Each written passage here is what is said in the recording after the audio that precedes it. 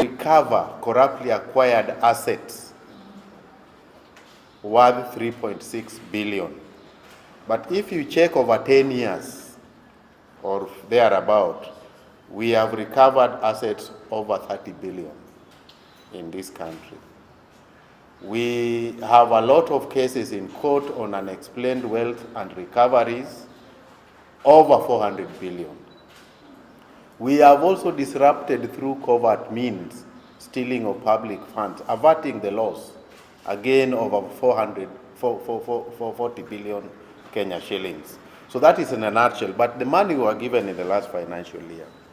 3, we were able to examine institutions. We are also telling public entities, you need to strengthen your systems so that we can reduce opportunities for corrupt practices. We did send 178 files which were finalized. That doesn't mean that that is the only work which the commission did.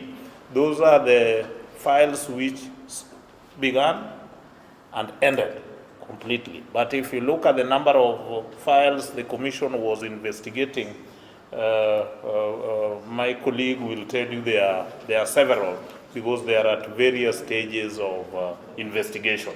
But the ones we were able to finalize are averaging 178. I think the final figure will be released as we finalize or launch the annual report.